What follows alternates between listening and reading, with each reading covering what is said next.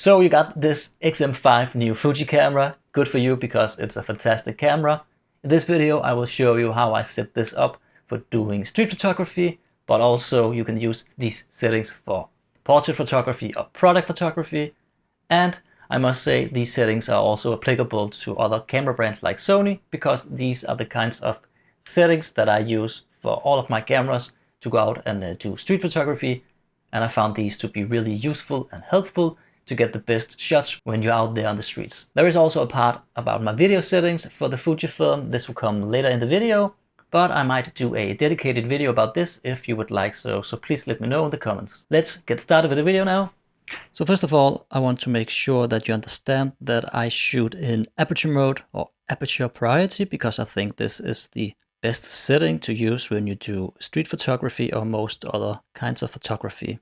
And to clarify why I think this is the best, this is because this is a semi-automatic mode that lets you control the aperture, which basically means that you can control the depth of field or how much you want the background or foreground to be blurry or in focus. And this is of course a creative tool that you can use when you take photos. And then the camera will handle all of the other functions like the shutter speed to make sure that the exposure of the image is good. So there might be some instances where I want to control these things myself, and then of course I will change the mode, but for most of the times I stay in aperture mode. And what I do is that I set the auto ISO minimum shutter speed to my advantage, so I make sure that the shutter speed will not go too low, and I will get blurry photos if I don't want it to be blurry in a creative way. And I will show you how you can control this. So here in the first menu you have image size, and I just quickly want to talk about this. This is basically how big of an image you will get when you take a photo, and there are 3 settings: large, medium and small. And I think if you only shoot for social media, then small should be more than fine.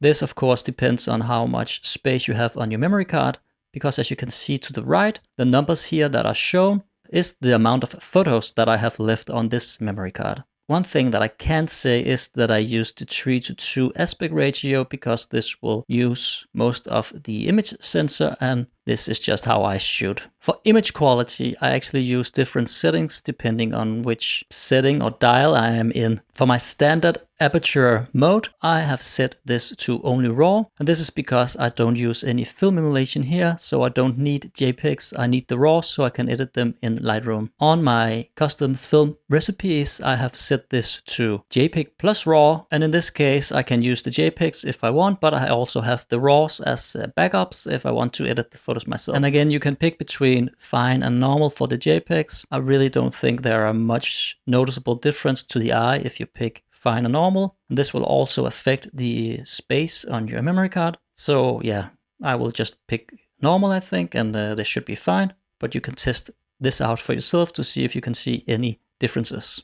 For RAW settings or quality, I pick lossless compressed, because this will keep the size down for the RAW file, but still keep a lot of the data that you can use to edit the photo later. Film simulation we'll go through later, so let's skip this for now. Then there are the custom dial settings here that you can save your settings to. And on this camera you have C1, 2, 3 and 4, so you have 4 different options for custom settings. And I used the 2 first for video and the 2 last for film recipes. And as I said, we will see how I do this later. So the auto update setting is really important to disable, because if this is on every time you change something and you are in a customizable menu, it will update the customizable settings, and you don't want this to happen, because sometimes perhaps you want to test out if your film simulation looks better in another way. And if you change this, then it will save it to the settings, and when you come back to the settings, it will not be as you wanted. So you need to disable this, I think. But we also have custom mode setting, and this is where you tell the camera if you want to use the different custom menus for the photo settings or the video settings of the camera. Going to focus area, I usually use continuous autofocus. For the autofocus mode, I have for now set this to all, which means I have all the auto function modes to pick from when I use the stick here, because I've set the stick up to I can choose between the autofocus modes. This is because I need to test out how the auto function modes work, but then you can choose between single point, which basically will only focus in a smaller area, and you can use the joystick to pick an area where you want the single spot to be. The single point option is if you know for sure where you want to focus and you don't want the camera to try to focus on anything else. Then you can choose zone, which means the autofocus will try to acquire focus inside the zone, and you can use the joystick to pick a area where you want the zone to be. The zone focusing is almost like the single point focus, but you tell the camera to focus on a bigger area and you let the camera try to acquire focus inside this area. And then there is autofocus tracking, where you tell the camera to autofocus in a certain spot and then it will track the subject that it finds here. And then tracking is, of course, if you know that the subject will be moving and you want the camera to keep tracking the subject. Inside the menu for Zone Custom, you can change the different kinds of zone formats that you want the carrier to use. And I haven't touched these. And for AF mode, all settings, this is if you, as I have picked the all mode, then you can say that you don't want the all mode to show all of the different kinds of autofocus modes. For instance, if you don't like to use the zone, then you can take this out and then you can only pick between the single spot and the tracking function. For AFC custom settings, this will let you change the sensitivity of the tracking. There are some standard functions, and then there is the sixth option where you can customize this. I haven't touched this yet, but I know that some photographers try to mess around with this to see if they can make the tracking and focusing better. The wrap focus point basically means if you're using the joystick to pick a focusing point, then if you go to the edge, it will continue to start from the other side. So for the face priority, I have this set to off right now, but I have this coded into a quick function in the touch screen, so I can activate this if I need to. For the subject detection, this is also set to off, and you cannot have this on if you have the face detection on.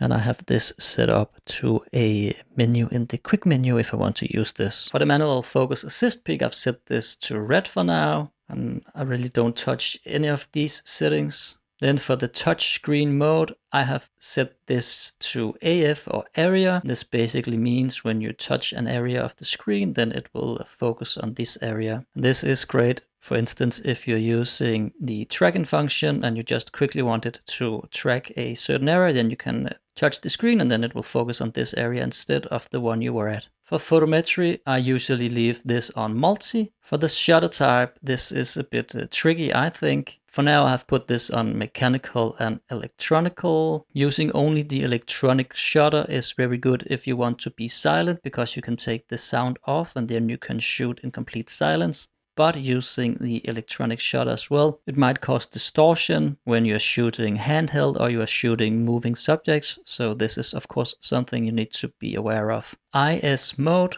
image stabilization mode. This can also be a little bit confusing, I think. And I haven't settled on which I prefer yet. But basically this is a menu for the camera to try to reduce camera shake. I will tell you how I understand this. For continuous plus motion, this will enable the image stabilization, and it will also adjust the shutter speed if the camera detects a moving subject in the frame. If you only put this on continuous, then only the image stabilization will be active. And the continuous part means that this is something that will happen all the time. When you go to the shooting plus motion, it basically does the same, but it only works when you half press the shutter. And of course, if you put this off, then you will not have any image stabilization at all. This is useful if you're shooting on a gimbal or if you're shooting on a tripod. For now, if I'm going to pick one of these modes, I will probably have this set to shooting only, because I would like to have some image stabilization on the camera, but I only need this to be happening when I'm actually shooting, and I don't want the camera to change the shutter speed if it's noticing something that moves, because perhaps I would like this to be blurry and a creative choice. And the reason I don't want this to be on continuous is basically just because I want to save battery life. So for ISO, this is where you set up 3 different kinds of ISO settings that you can use. And these works really great with Aperture Mode, because this is where you can kind of control a little more in this semi-automatic shooting mode. So I used the Auto 1 for daylight shooting, where I set the default ISO to the lowest, which is 160. Then I set the max to 3200, and I will set the minimum shutter speed to around 200 to make sure that bicycles and people walking will still be in focus and not blurry because of motion.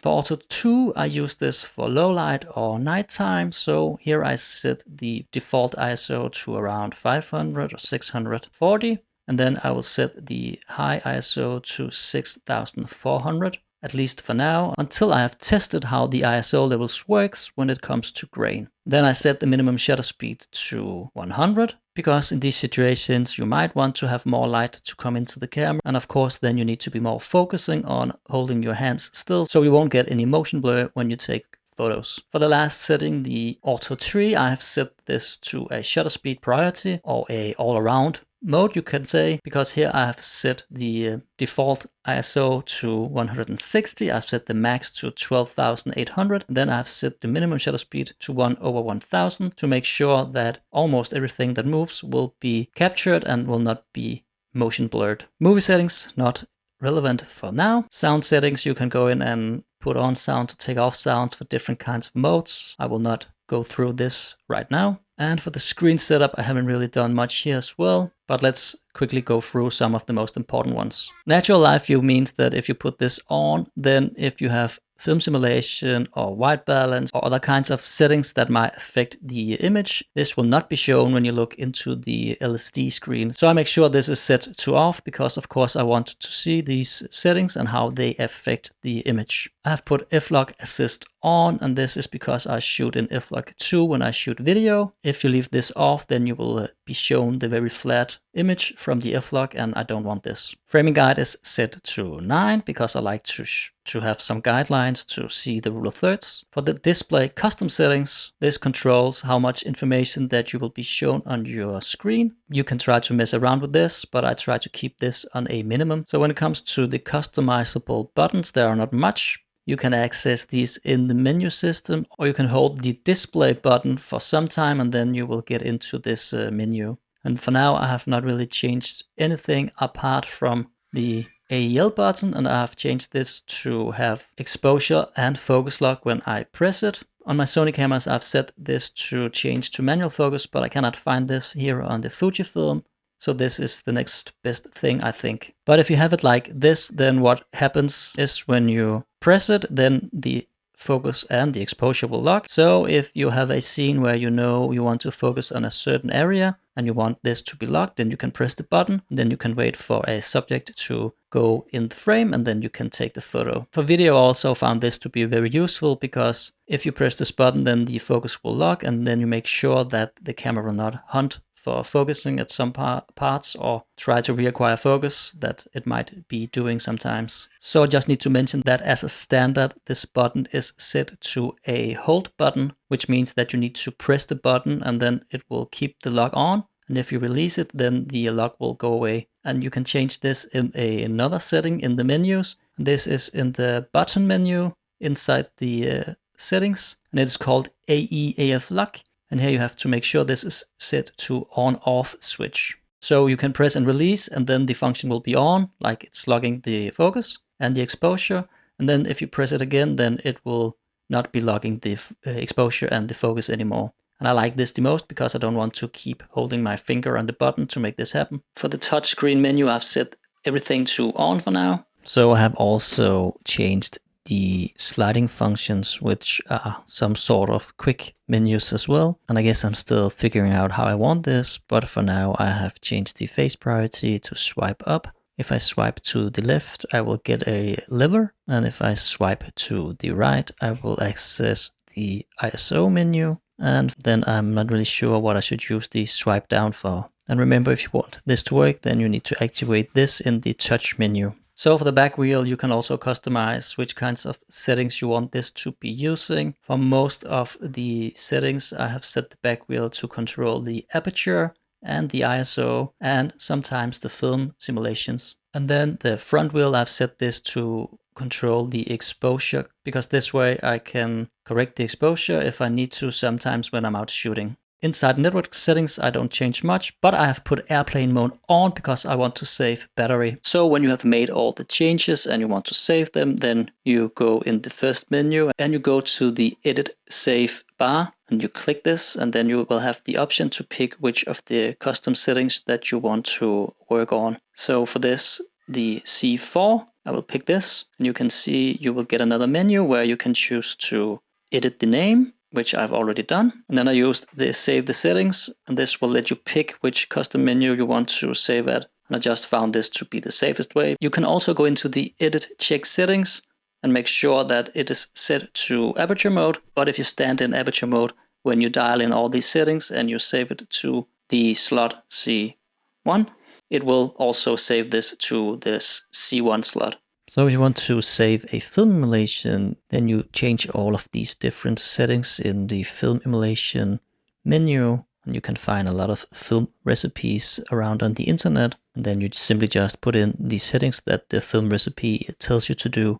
And then you save the settings just like we did before when I showed you how to save a custom setting to either C1, C2, C3 or C4. I'm still testing these out, but I've found that I really don't like recipes that have any changes to the clarity settings, because this will make your camera take longer times when it takes a photo. So for instance, here you have minus clarity 2, and you can see it loads in a longer time than if we change this to 0 clarity. There is no processing time.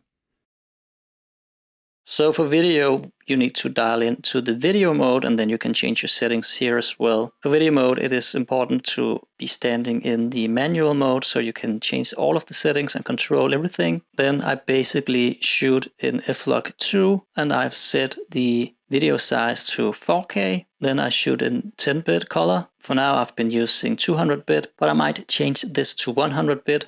Because I'm not sure that I need all of this information when I am doing video on this camera, but I will see. Then I've set the frame rate to 24p, and I've saved this to custom mode 1, and I've set another one where I set the frame rate to 60p so I can shoot slow motion, and I've set this to custom mode 2. I've done some other settings that I will not go through here because it will take too much time, but I can make a dedicated video for this if you would like to, so please let me know. But these are the basic settings that will make your video mode work quite well. So if you found this video useful and you would like more Fujifilm content, please make sure to subscribe to the channel, because I will continue to make content around this camera here in the future.